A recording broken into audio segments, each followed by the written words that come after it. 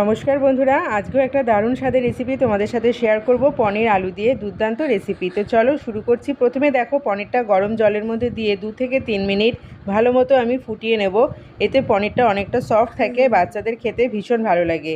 পনিরটা গরম জল থেকে তুলে নিয়ে কিউব আকারে কেটে নিয়েছি, আর মিক্সার জারের মধ্যে 2 চামচ টক দই আর আদা দিয়ে ভালো মতো ফাইন পেস্ট আমি তৈরি করে নিয়েছি। কড়াইয়ের মধ্যে তেল গরম করে কিউব আকারে কেটে রাখা পেঁয়াজের টুকরোগুলো দিয়ে ভালো মতো ভেজে নিয়েছি। আর দুটো মাত্র আলু এখানে আমি ব্যবহার করেছি। নিরামিষের দিনে রান্না করলে পেঁয়াজটা তোমরা স্কিপ করে যেও।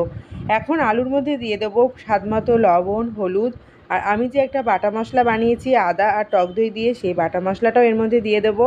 আর দিয়ে দেবো জিরের গুঁড়ো আর সামান্য একটু চিনি। ভালো মতো কষিয়ে নিয়ে কিউব আকারে কেটে রাখা পনিরের টুকরোগুলো দিয়ে আর দুটো টমেটো কুচি দিয়ে ভালো মতো আমি নাড়াচাড়া করব। আর ঝালের জন্য দিয়েছি দুটো কাঁচা লঙ্কা চেরা। অবশ্যই এভাবে রান্না করবে বন্ধুরা, ভীষণ টেস্টি হয়। আর গরম জল দিয়ে ভালো মতো এটা ফুটিয়ে নিয়েছি। রান্নাটা আমার তাড়াতাড়ি হয়েও গেছে গরম জল দেওয়াতে। তো দেখো কত সুন্দর টেস্ট হয়েছে, দেখতেও কতটা অপূর্ব হয়েছে। বাচ্চা বড় সবার কিন্তু ভীষণ ভালো লেগেছে। এটা রুটি গরম গরম ভাত দিয়ে খেতেও ভীষণ ভালো লাগে। আশা করছি রেসিপিটা তোমাদের ভীষণ ভালো লেগেছে। আর নামানোর আগে অবশ্যই একটু ভাজা জিরের গুঁড়ো দিয়ে দেবে, এর টেস্ট কিন্তু দ্বিগুণ বেড়ে যায়। চলে আসবো বন্ধুরা তোমাদের কাছে নতুন আর একটা রেসিপি নিয়ে। ভালো থেকো, সকলকে ভালো রেখো, টাটা।